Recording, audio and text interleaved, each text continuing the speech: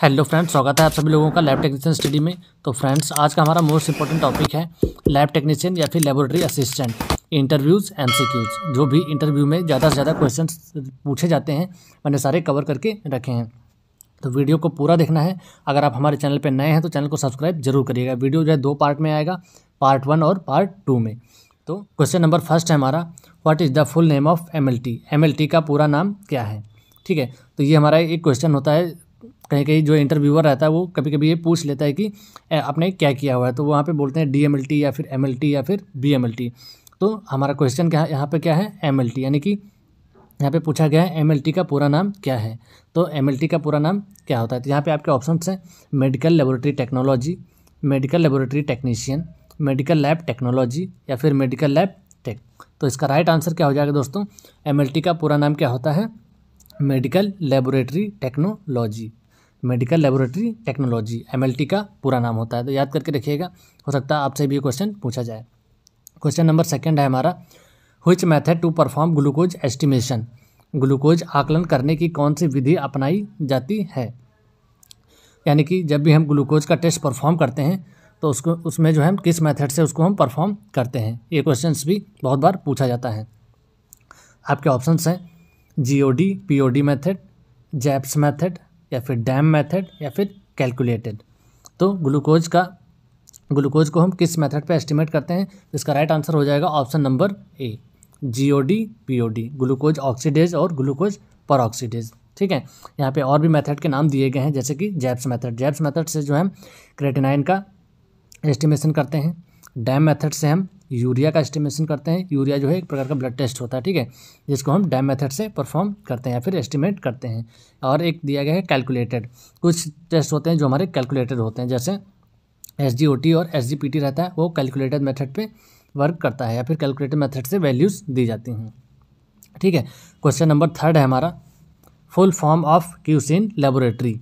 प्रयोगशाला में क्यूसी का पूर्ण रूप है। यानी कि कभी कभी इंटरव्यूअर जो है ये पूछता है कि आपने कभी क्वालिटी कंट्रोल लगाया है या फिर क्वालिटी कंट्रोल क्या होता है, ये सब क्वेश्चंस भी पूछता है। ठीक है, तो यहाँ पे पूछा गया है full form of QC in laboratory. जो क्वालिटी कंट्रोल जो लगता है हमारा लेबोरेटरी में, उसका पूरा नाम क्या होता है। तो आपके ऑप्शंस हैं quality company, quality management, quality complex या फिर क्वालिटी कंट्रोल। तो इसका राइट आंसर क्या हो जाएगा दोस्तों, option number D, quality control. QC का पूरा नाम होता है क्वालिटी कंट्रोल। क्वालिटी कंट्रोल जो है कई टाइप्स के होते हैं, अभी आगे शायद ये क्वेश्चन होगा तो मैं आपको बताऊंगा। क्वेश्चन नंबर 4 है हमारा, CBC cell counter to work on which method. CBC cell counter किस पद्धति पर काम करता है। यानी कि जो सीबीसी सेल काउंटर होता है हमारा, वो किस मेथड पर वर्क करता है। आपके ऑप्शंस है electrical impedance, calculated method, both A and B या फिर नन। तो जो हमारा CBC cell counter, CBC machine जो होती है, वो किस मेथड पर वर्क करती है। कभी कभी इंटरव्यूअर ये भी पूछ देता है आपने सीबीसी का टेस्ट परफॉर्म किया है या नहीं किया है, या फिर सीबीसी जो मशीन होती है वो किस मेथड पर वर्क करती है, ये भी आपको पता होना जरूरी है। ठीक है, तो इसका राइट आंसर हो जाएगा option number A, electrical impedance. ठीक है, तो सेल काउंटर की जो मशीन होती है वो कौन सा मेथड पर वर्क करती है, इलेक्ट्रिकल इम्पीडेंस। और यहाँ पे दिया गया है सीबीसी। सीबीसी जो है एक प्रकार का ब्लड टेस्ट होता है, जिसका पूरा नाम होता है कंप्लीट ब्लड काउंट। ठीक है, क्वेश्चन नंबर 5 है हमारा, what is the standard of creatinine test.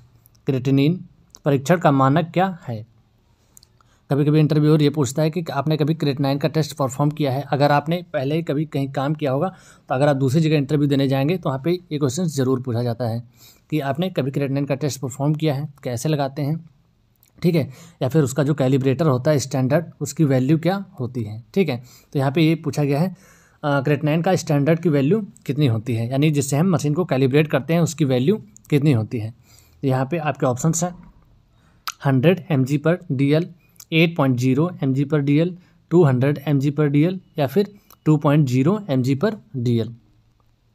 तो इसका राइट आंसर क्या हो जाएगा दोस्तों, ऑप्शन नंबर डी, 2.0 मिलीग्राम पर डेसीलीटर। क्रेटिनाइन का स्टैंडर्ड कितना होता है, 2.0।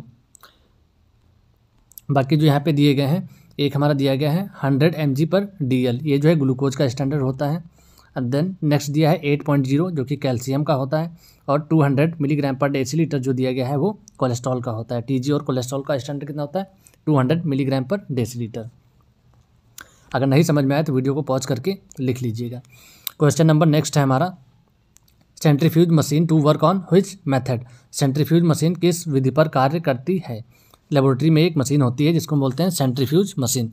सेंट्रीफ्यूज मशीन से क्या करते हैं हम, जो है सैंपल को सेंट्रीफ्यूज करते हैं, उसमें से सीरम प्लाज्मा जो भी रहता है उसको हम अलग करते हैं, ठीक है।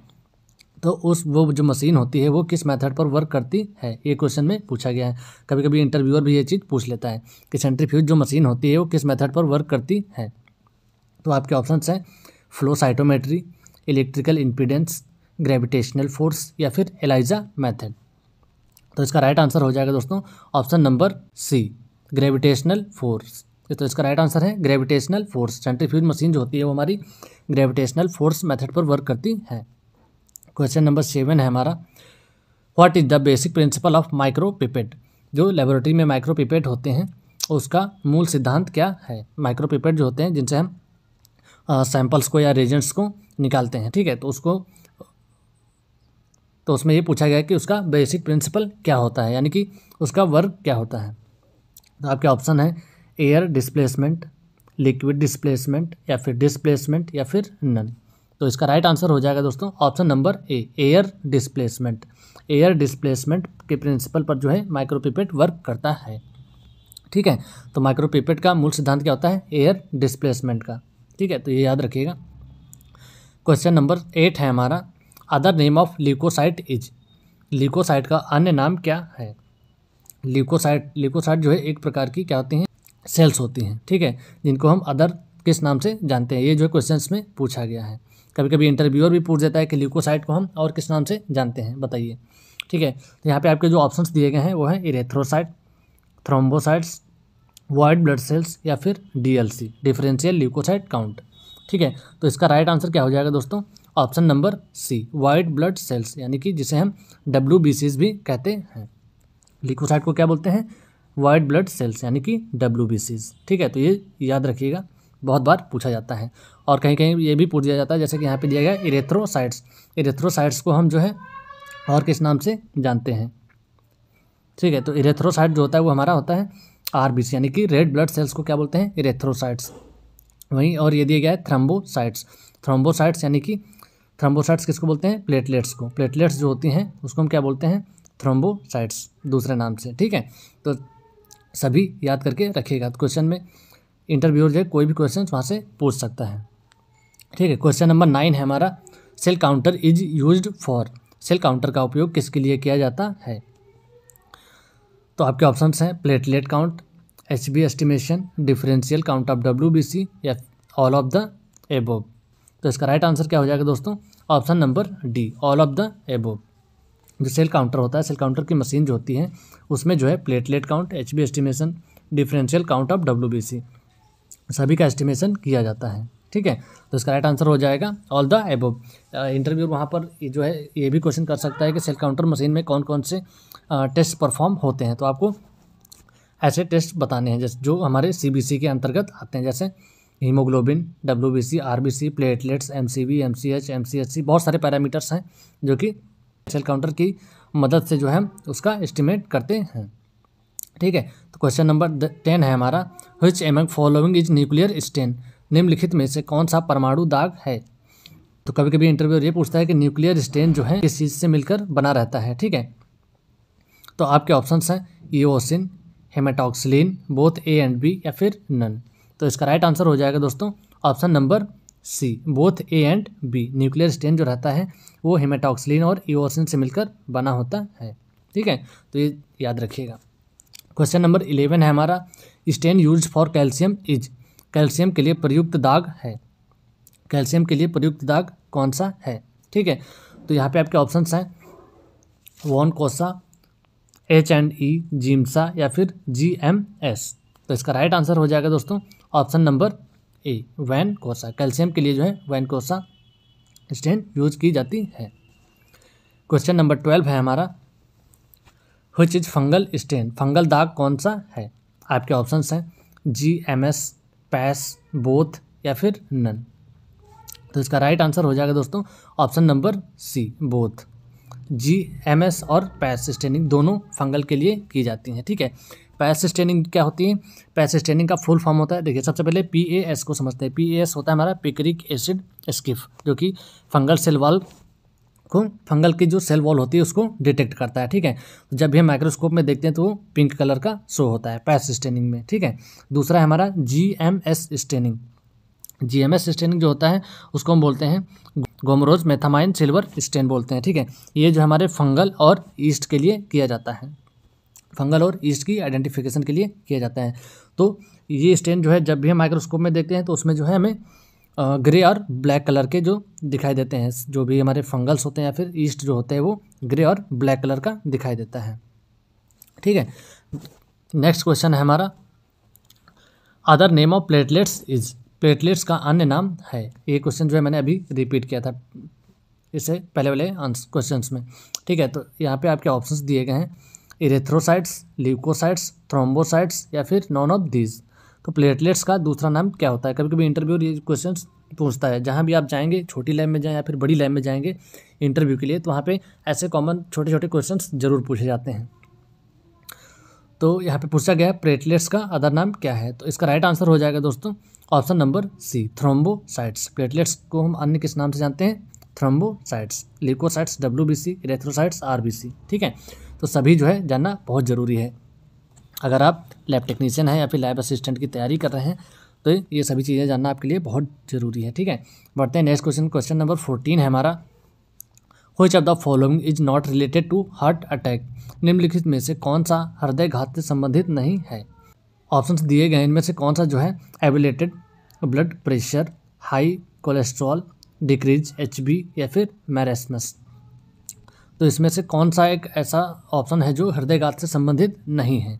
तो इसका राइट आंसर हो जाएगा दोस्तों option number D, marasmus. Marasmus जो होता है वो हृदयघात से संबंधित नहीं होता है। इसमें क्या होता है, इसमें जो है प्रोटीन्स की, विटामिन की कमी हो जाती है, ठीक है, तब ये डिसीज़ हो जाता है। क्वेश्चन नंबर 15 है हमारा, ESR स्टैंड फॉर। ESR का मतलब है, यानी कि ESR स्टैंड्स फॉर का मतलब है, ESR का पूरा नाम क्या होता है, ठीक है। कभी कभी इंटरव्यूअर ये क्वेश्चन पूछता है कि आपने कभी ESR का टेस्ट परफॉर्म किया है, या ESR किस लिए किया जाता है, ESR टेस्ट का पूरा नाम क्या होता है, नॉर्मल वैल्यूज़ क्या होती हैं, ठीक है। तो सारी चीज़ें पूछ सकता है, तो वीडियो को पूरा ध्यान से देखिएगा, तभी सारे क्वेश्चन जो आपको अच्छे से समझ में आएंगे। तो ESR स्टैंड्स फॉर, यानी कि ESR का मतलब क्या है? तो यहाँ पे दिए गए हैं आपके options, evaluated serum routine, erythrocyte sedimentation rate, early serum rise या फिर नॉन ऑफ दीज। तो ESR का मतलब होता है, इसका राइट आंसर क्या होगा? Option number B, ESR stands for erythrocyte sedimentation rate. ESR test में जो है इरेथ्रोसाइट यानी कि RBCs का सेडिमेंटेशन रेट देखा जाता है, ठीक है, कि वो 1 घंटे में कितना सेडिमेंट हुई है, ठीक है। तो ESR टेस्ट किया किस लिए जाता है? ESR टेस्ट जो है वो हमारा एनीमिया और पॉलीसाइथेमिया का पता लगाने के लिए किया जाता है, ठीक है। ESR में जो नॉर्मल वैल्यूज़ होती हैं वो मेल और फीमेल में अलग अलग होती हैं। मेल में 0 से 10 तक होता है mm/h और फीमेल में 0 से 20 mm/h होता है, ठीक है। तो सारी चीज़ें नोट्स करके रख लीजिएगा ताकि अच्छे से कवर हो सके। नेक्स्ट क्वेश्चन है क्वेश्चन नंबर 16 है हमारा, वैक्यूटेनर यूज्ड फॉर। वैक्यूटेनर का उपयोग किस लिए किया जाता है? ये क्वेश्चन जो है तब पूछा जाता है जब आप फ्लैबोटॉमिस्ट के लिए जो है फ्लैबोटॉमिस्ट का इंटरव्यू देने जाते हैं, फिर फ्लैबोटॉमिस्ट के लिए जाते हैं, ठीक है। तो वहाँ पे ये क्वेश्चन पूछा जा सकता है कि वैक्यूटेनर यूज फॉर, वैक्यूटेनर का यूज़ किस लिए किया जाता है? तो आपके ऑप्शंस यहाँ पे जो दिए गए हैं, collection of samples, for investigation, for transportation या फिर नॉन ऑफ दीज। तो वैक्यूटेनर का उपयोग किस लिए किया जाता है? इसका राइट आंसर हो जाएगा दोस्तों option number A, collection of samples. Vacutainer का उपयोग सैंपल कलेक्ट के लिए किया जाता है, ठीक है। जो लोग वैक्यूटेनर से सैंपल निकाले होंगे उन लोगों को ये चीज़ें पता होंगी। क्वेश्चन नंबर 17 है हमारा, which solution to use to detect urine sugar. मूत्र में शर्करा का पता लगाने के लिए किस घोल का उपयोग किया जाता है? यानी कि यूरिन में शुगर का पता लगाने के लिए किस चीज़ का उपयोग किया जाता है या फिर किस सॉल्यूशन का उपयोग किया जाता है, ठीक है। तो इंटरव्यूअर ये भी क्वेश्चन पूछ लेता है कि यूरिन में मैनुअल शुगर हम कैसे पता करते हैं और कौन से रिएजेंट का यूज करके पता करते हैं, ठीक है। तो आपके ऑप्शंस यहाँ पे जो दिए गए हैं, पहला ऑप्शन है acetic acid, sulphur powder, Benedict solution या फिर एमॉर्फस सब्सटेंस।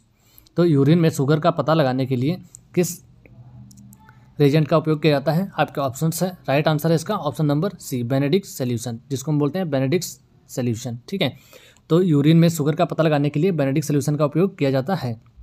अगर आप ये देखना चाहते हैं कि इसका टेस्ट जो है कैसे परफॉर्म किया जाता है, तो उसके लिए मैंने डिस्क्रिप्शन में लिंक दिया है, यूरिन में शुगर कैसे पता करें, उसका जो है लाइव प्रैक्टिकल वीडियो है, वहाँ से आप जा करके देख सकते हैं कि उसमें जो है क्या क्या इसका प्रोसीजर क्या होता है और कैसे दिखाई देता है, अगर यूरिन में शुगर है तो किस कलर का हो जाता है, सारी चीज़ें डिस्कस करके मैंने बताया हुआ है, डिस्क्रिप्शन में चेक कर लीजिएगा। इसमें जितने भी ज़्यादा से ज़्यादा क्वेश्चंस हैं मैंने सारे डिस्क्रिप्शन में लिंक दे दिया है, वहाँ से आप लाइव प्रैक्टिकल वीडियोज़ भी देख सकते हैं कि लेबोरेटरीज में कैसे जो है उसके टेस्ट परफॉर्म किए जाते हैं। ठीक है, बढ़ते हैं क्वेश्चन नंबर नेक्स्ट की तरफ। क्वेश्चन नंबर 18 है हमारा, which department to estimate CBC test, CBC परीक्षण का आकलन किस विभाग से करना होता है या फिर किस विभाग में किया जाता है। ठीक है, तो आपके ऑप्शंस हैं हिस्टोपैथोलॉजी, क्लिनिकल पैथोलॉजी या फिर क्लिनिकल बायोकेमिस्ट्री या फिर हिमेटोलॉजी। तो सीबीसी जो है एक प्रकार का ब्लड टेस्ट होता है जिसे हम बोलते हैं कंप्लीट ब्लड काउंट टेस्ट, जिसमें हमारी सारी जितनी भी सेल्स होती हैं उनकी टेस्टिंग होती है।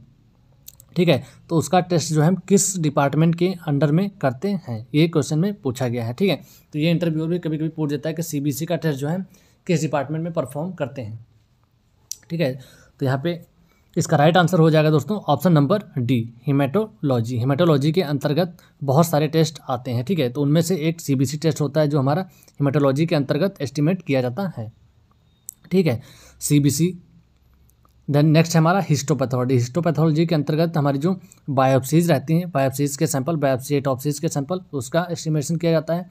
क्लिनिकल पैथोलॉजी में यूरिन से रिलेटेड जितने भी टेस्ट होते हैं वो परफॉर्म किए जाते हैं। क्लिनिकल बायोकेमिस्ट्री के अंतर्गत बायोकेमिस्ट्री से रिलेटेड जितने टेस्ट होते हैं वो परफॉर्म किए जाते हैं, जैसे LFT, KFT, लिपिड प्रोफाइल। ठीक है, इन सब चीज़ों का एस्टिमेशन किया जाता है। ठीक है, देन नेक्स्ट क्वेश्चन है हमारा, which of the following is not a method of ESR estimation, निम्नलिखित में से कौन सी ESR की आकलन विधि नहीं है। ESR के यहाँ पे कई मेथड्स दिए गए हैं या फिर कई नाम दिए गए हैं, जिसमें से आपको ये पता लगाना है कि इनमें से कौन सा मेथड है जो ESR के लिए उपयोग किया नहीं जाता है। ठीक है, जब आपको सभी मेथड्स के नाम पता होगा तभी आप इनमें से पहचान पाओगे कि कौन सा जो है मेथड ESR के लिए नहीं यूज किया जाता है। ठीक है, तो ESR जो है आपके ऑप्शंस हैं western green method, automated method, wind drop method या फिर इलेक्ट्रिकल मेथड। तो इसका राइट आंसर क्या होगा दोस्तों, option number D, electrical method. Electrical method से ESR का पता नहीं लगाया जाता है। ठीक है, और बाकी जो हमारा वेस्टर्न ग्रीन मेथड से ESR का एस्टिमेशन किया जाता है। ऑटोमेटेड यानी कि मशीन के द्वारा जो है ESR का एस्टिमेशन करना, ऑटोमेटेड मेथड हो गया। विंड ड्रॉप मेथड एक अलग मेथड होता है। ठीक है, ये तीनों मेथड से जो है ESR का पता लगाते हैं। ठीक है, तो तीनों मेथड आपको याद रखना है। क्वेश्चन नंबर 20 है हमारा, dilution fraction use for AEC in Neuber chamber.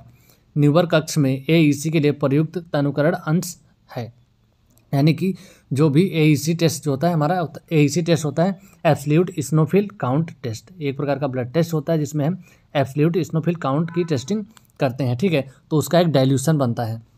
ठीक है, तो वही ये पूछ रहा है इसमें कि AEC सैंपल के लिए हम जो डाइल्यूशन बनाते हैं वो किस रेशियो का होता है, कितने रेशियो में होता है या फिर कितने का डाइल्यूशन होता है। ठीक है, तो आपके ऑप्शंस हैं 1:10, 1:20, 1:30 या फिर 1:40। ठीक है, तो इसका राइट आंसर क्या हो जाएगा दोस्तों, ऑप्शन नंबर ए, 1:10 का डाइल्यूशन बनाते हैं AEC काउंट के लिए। AEC काउंट यानी कि एब्सोल्यूट इस्नोफिल काउंट के लिए। ठीक है, देन नेक्स्ट क्वेश्चन है हमारा question number 21, which reagent to use estimate protein in urine. मूत्र में प्रोटीन का अनुमान लगाने के लिए किस अभिकर्मक का उपयोग करना चाहिए। देखिए, यानी कि देखिए इस क्वेश्चन में ये पूछा गया है कि यूरिन में प्रोटीन का पता लगाने के लिए कौन से रिएजेंट का उपयोग किया जाता है या फिर कौन से अभिकर्मक का यूज किया जाता है। तो आपके ऑप्शंस हैं sulphur powder, Benedict solution, amorphous substance या फिर ब्यूरेट सॉल्यूशन। ठीक है, तो इसका राइट आंसर क्या हो जाएगा दोस्तों, option number D, burette solution. Urine में प्रोटीन का पता लगाने के लिए ब्यूरेट सॉल्यूशन का उपयोग किया जाता है। ठीक है, तो इंटरव्यूअर जो है कभी कभी ये भी क्वेश्चन पूछ लेता है कि यूरिन में मैनुअल प्रोटीन कैसे चेक करते हैं। हम रिएजेंट के द्वारा चेक करें तो उसमें कौन से सॉल्यूशन का उपयोग किया जाता है। ठीक है, तो अगर आप यूरिन में मैनुअल प्रोटीन कैसे चेक करते हैं वो देखना है तो डिस्क्रिप्शन में लिंक है, वहाँ से देख लीजिएगा।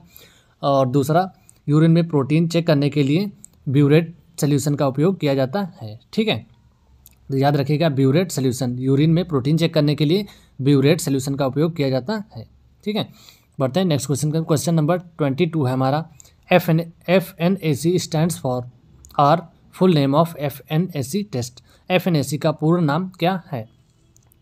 देखिए FNAC जो होता है वो एक प्रकार का मेडिकल प्रोसीजर होता है। ठीक है, मेडिकल प्रोसीजर होता है, फिर उसको कह सकते हैं मेडिकल टेस्ट होता है। ठीक है, तो इसमें ये पूछा गया कि इसका पूरा नाम क्या होता है। कभी कभी इंटरव्यूअर जो है पूछ लेता है कि FNAC आपने करवाई कि भैया FNAC का टेस्ट किया है आपने, अगर वो बोलता है कि हाँ या ना, ठीक है, तो उसमें वो ये पूछता है कि FNAC का पूरा नाम क्या होता है।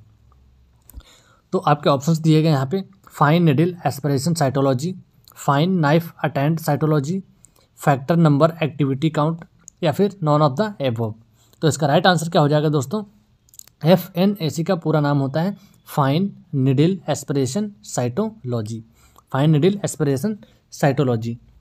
देखिए FNAC जो है एक प्रकार का मेडिकल प्रोसीजर होता है, जिसमें जो है इसमें क्या करते हैं, जैसे किसी पेशेंट को लंप या फिर सिस्ट रहता है तो उससे जो है एक नमूना लिया जाता है, यानी कि सैंपल लिया जाता है, उससे फिर कई सारी स्लाइडें बनती हैं, बहुत सारी स्लाइड्स बनती हैं। ठीक है, फिर उसकी स्टेनिंग होती है, जैसे लीसमन स्टेनिंग, जिम्सा स्टेनिंग या फिर HE स्टेनिंग।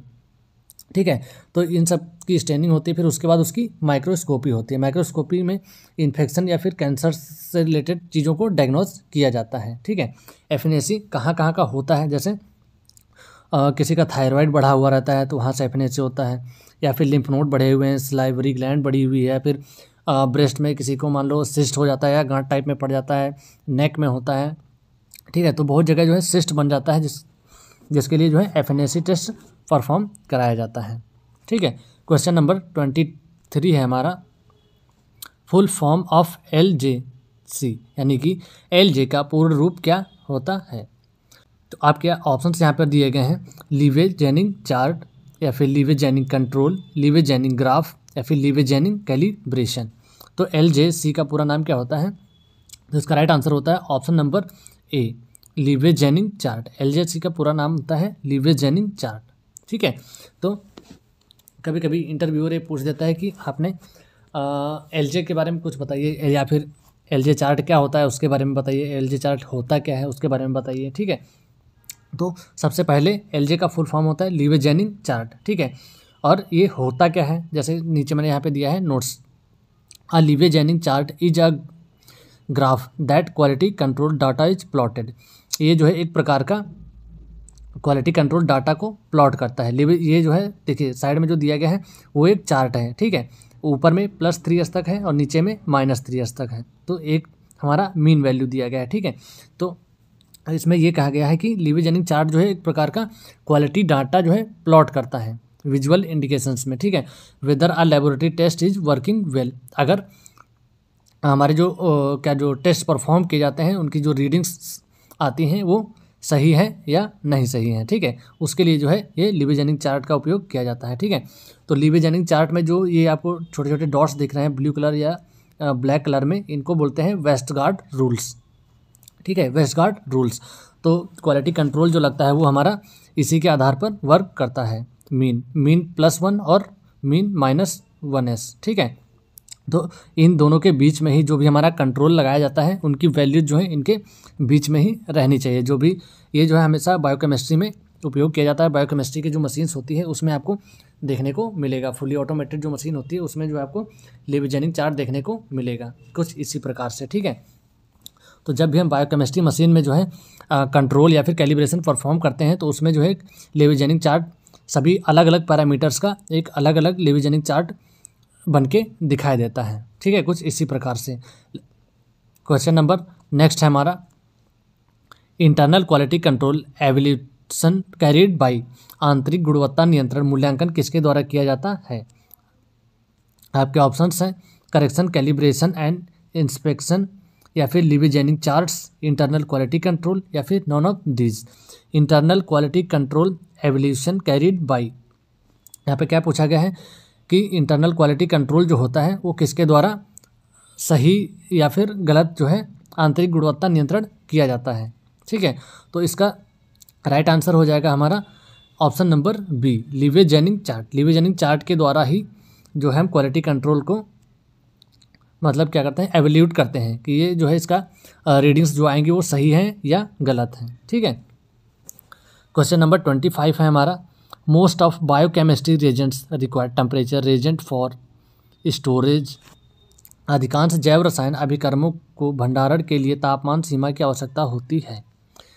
यानी कि जो भी हमारे बायोकेमिस्ट्री के रिएजेंट्स होते हैं उनको कितने डिग्री सेल्सियस पर स्टोर करके रखा जाता है।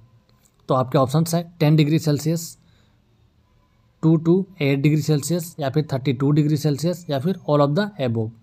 देखिए इसका राइट आंसर हो जाएगा option number D, all of the above.